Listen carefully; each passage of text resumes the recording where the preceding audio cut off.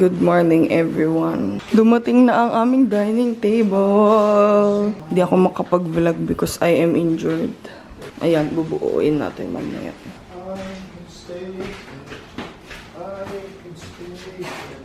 Ayos ba? May kakainan na tayo. Dati kasi dito lang kami kumakain sa chair na kasama na tong bahay. May kasamang lazy boy yung bahay. Meron kaming table dito na galing sa labas ata. So ito yung bathroom chair ko sa taas. So magkaka-chair na ako sa bathroom.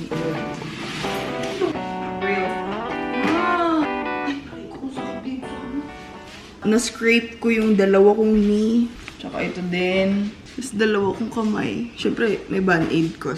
Trigger warning. Kahapon lang to lahat nangyari. Ngayon ako ay baldado. Kailangan ko ng healthy dodge para mag-grip sa mga bagay-bagay. So, di ko alam paano namin bubuuin yung dining table namin. Ang tagal ko nang gusto ng dining table kasi ang hirap kumain and paano ka makakapag-ano ng bisita. Wala naman silang uupuan, diba? At least meron tayong progress sa aming munting tahanan.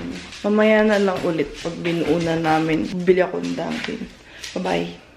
Bumili ako ng Dunkin' Latte. Yan. Kasi yung first 2 weeks mo na may bagong account sa Dunkin', kahit anong purchase mo, may free ka na drink.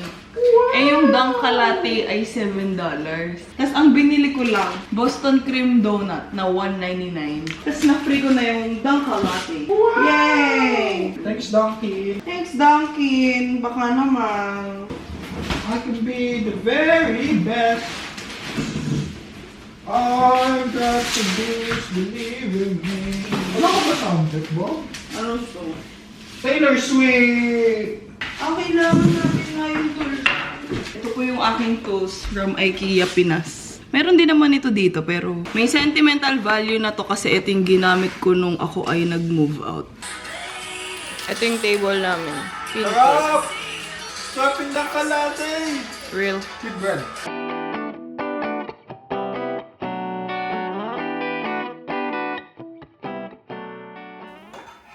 Table na ang ginagawa niya. Kakatapos ko lang magluto. Ito yung food namin kanina. Baked potato ni Dodge. Init ko lang siya sa air fryer. Di ko alam ba't ganyan na ang itsura niya. Pero ayaw niya ng cheese. Pero ako may parmesan and cheddar. Wow, naka 4 cheese pizza. 2 cheese lang? Ayan na si Dodge. Kaya medyo magulo ang bahay. Hindi, di magulo. Gulo be. Ang gulo so much.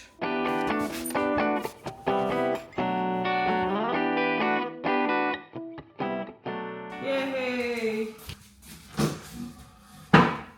Wow! Bakit to? Meron na tayong table. Pwede ka na dito mag-work. Ay, oo nga. Kita ba yung table? Pakita mo yung table! Laki ng table, oh. Yay! Thank you, Lord! Nagka-table na kami! Tignan nyo guys ang aming table. May ganito muna kasi wala pa kaming protector sa legs nila. Wow! It's a 4-seater pero di pa namin binubuo yung lahat. Nandun pa sa loob yung dalawa. This is the Pintorp from IKEA kung gusto nyo siyang bilhin. Meron silang 6-seater option nito pero too much na yun for me. Sige, lilink ko sa bio. I think proportion naman siya sa aming kitchen. And madadaanan pa to. Itong area na to papunta sa living room. Anyway, hindi na ako nakapag-empty house tour kasi nag-ayos na ako nung unang araw ko pa lang. Nung nagising ako 4 a.m. Yung nakakita ko ng pusa ng 6 a.m. Ayun, 2 hours na akong nagliligpit ng gamit dito. Anyway, this is us in our new table! Placemat from IKEA. Spoon and fork from IKEA. Bowl from IKEA. Food from Costco and Walmart. Kain. Ay, nasan yung parmesan ko?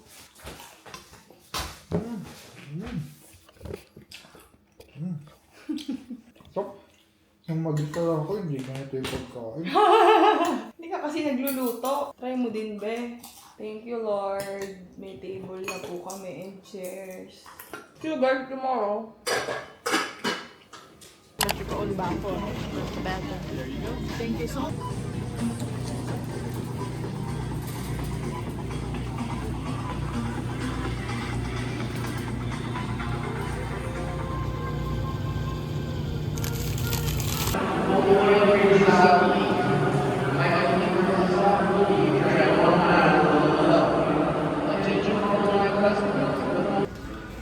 Chick-fil-A while waiting for Dodge, who is still at work. I have my grilled chicken kasi healthy tayo. Pero magpe-french fries. Yan siya. And sauce. And sweet tea. Para hindi naman soft drinks. What's up guys? So nandito tayo ngayon sa Dunkin'. Hello? Wow! So we're having the $6 meal deal. Again, iced coffee, hash brown, and kaya ako nakamay kasi may nagpapatugtog na ate dito. Ito yung favorite ko, sourdough. Ito yung sourdough. Bacon, egg, and cheese sandwich. Super sarap. Ang cheese ko ay white cheddar. So yun, kain muna kami kasi super ingay ni ate sa gilid. Hello everyone! It's our weekend Costco trip. Nag-aasam kasi ako ng Smart TV, pero baka sa Black Friday ko na yun abangan. Naghanap ako ng HDMI to USB-C para makanood kami. Kaso kapag manonood ng Emily in Paris tong isa, hindi ko magamit yung laptop ko. So hindi ako makapag-edit. Mga 3 days ago lang nag-start si Dodge mag-Emily. Tapos, patapos na siya sa season 2. Nakilala na niya si Alfie. Ayan ang mga aabangan ko sa Black Friday. So for now, pagtyagaan muna natin yung non-smart. Meron din palang mga ano dito, mga diamonds and all. Let's see what they have. Ito yung tinitignan ko nung isang araw. Disney Citizen. Meron din silang pearls and gold. Ito! Dodge! May Seiko! Last week, hindi ganito karaming Seiko nila. So, I think nag-restock sila palag. Ito, Seiko 5, oh! Gusto ni Judge ng Seiko 5. Gusto ko tumingin ng sing-sing. Simula nung binigyan niya akong engagement ring, nagtitingin na ako lagi. Itong akin ay 4 karat na cushion cup. Di ko tinanong sa kanya kung magkano yan. Pero parang gusto kong tumingin ng wedding band with diamonds. Kaso kasi, hindi na bagay kapag nag-diamond band ako, kaya ang kinuha ko is plain na band lang. So, nagtitingin ako ng mga hikaw, kasi pwedeng magtatlo akong wedding band since dalawa pa lang to para ma-sandwich yung gitna. Kaso nga, ang off kapag, parang ang off na, no? Anong masasabi natin? May Disney. I know! Dadyo, work table na adjustable. Pwede lang din. Oh! Ooh! And then parang may height 1, height 2. Kasya tayong dalawa dito. Kapag siksikan. Ay, gusto mo magkatabi tayo mag-work? Kasi wala ko naman dalawa pabili na ako. Pwede naman. Rich kid mo naman, What be. if? Isa lang. Naghahanap ako ng kumot. Wala akong kumot, be. Tignan mo to.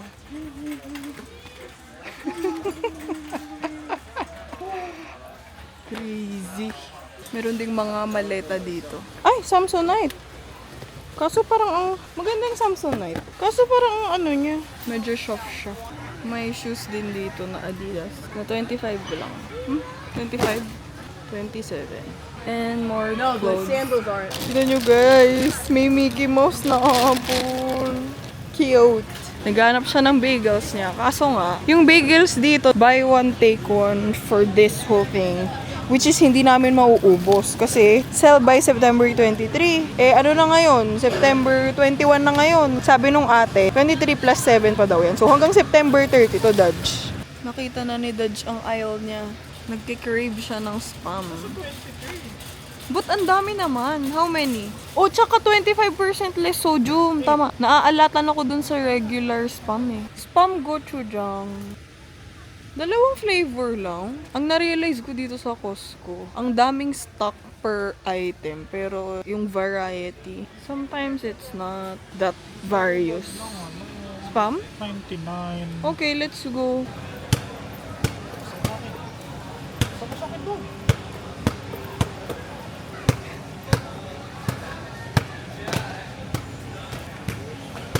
Crazy.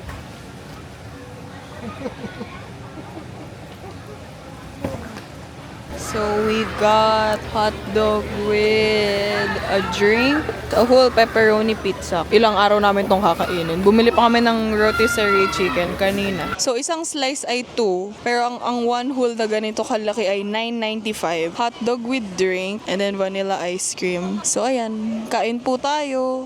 Natuto na ako guys. Nalaman ko na pwedeng ilagay dito yung mic. Anyway, good morning everyone. We are here at You all. Exchange Place. We're having bagel, Lapit mo sa kanila. coffees with a view of New York's wonderful One World Trade Center Gamitin mo from yung mic. across the Hudson River.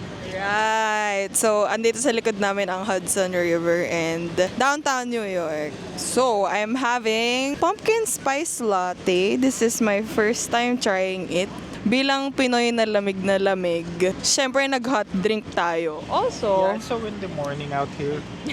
today is the first day of fall. So, last day of summer kahapon. So, today is September 22.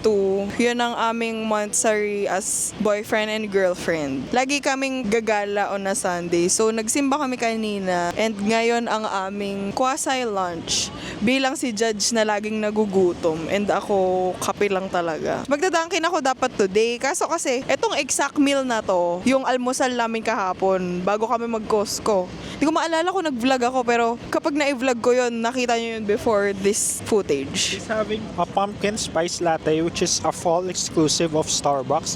And I'm having What? iced coffee, which is good for all seasons.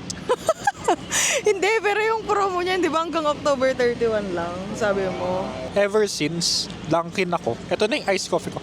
Ito yung exact timpla ng iced coffee sa Pinas. Share mo sa kanila yung timpla mo. Kasi yung Dunkin dito, pwede mong i-customize yung things ng iced coffee mo. So, ano yung go-to recipe mo sa Dunkin iced coffee? It's a medium iced coffee with 3 shots of cream and 3 shots of sweetened French vanilla.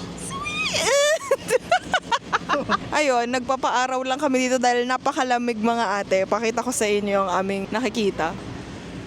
So, ito yung park dito sa Exchange Place. Diyan ako bumili ng coffee sa likod ni Judge. And then sa likod namin is the Hudson River. Ayan, New York skyline. Nandun sa likod. So, ayan. Dito kami na. Today, we're going to Chinatown. Bibilhan ko si Valea ng pin. Ay, Valeria, shout out sa'yo. And si Hill, bibilhan ko ng ref magnet. Kasi sabi niya, nangongolekta siya ng ref magnet. Nag-video call kaming 3 kagabi ng Sponty. By the time you're watching this, for sure na nakarating na si Valea and Hill sa New York. But I'm very excited. Magkikita kami ng mga high school classmates ko dito. That's gonna be in a separate vlog. And then after that, pupunta kaming Brooklyn, I think. Brooklyn Bridge. Oo, mag-Brooklyn Bridge. Kasi hindi pa ako nakakalapit sa Brooklyn Bridge. Bakit ko ba hawak tong mic? Feeling ko idol ko si Fonz. Pinapanood niyo ba si Fonz sa TikTok? Crush ko yun si Fonz eh. He's so funny. Trying the pumpkin spice latte for the first time, my initial thoughts are, amoy cinnamon. Hindi ako super fan ng cinnamon pag sobrang dami na niya. Pero fan ako ng cinnabon na cinnamon roll. Pero sa drink, parang saks lang. Ganito ba ang tol sa atin? Hindi ko na maalala. Let's try it. Ha? Hindi ko type. Lasang pumpkin. Ito ba lasa ng pumpkin? It's a taste of autumn.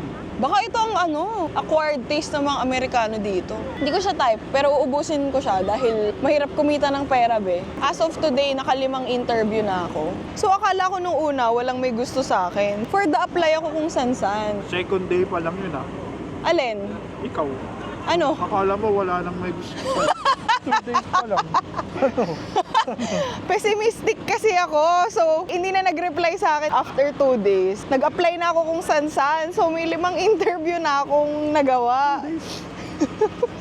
Siyempre, kailangan nating kumayod agad dito. As much as gusto ko namang magpahinga lang and umasa sa asawa ko, parang mali naman yun, di ba? Though alam ko naman sa ibang cultures, ganun dapat, na hindi nagtatrabaho yung babae. Pero gusto ko may ginagawa talaga ako, lalo sa New York, kasi lahat ng tao go, go, go. So ngayon, ang pinagkakaabalahan ko ay itong YouTube channel. In-anticipate ko na maboboard ako bilang tao na laging may ginagawa, hindi nababakante. Kaya bumili ako ng camera. So ayan, nagbe-benefit tayong lahat dahil ang ganda na ng quality ng camera ko. Whoa! Whoa! Whoa! So windy. It's fine.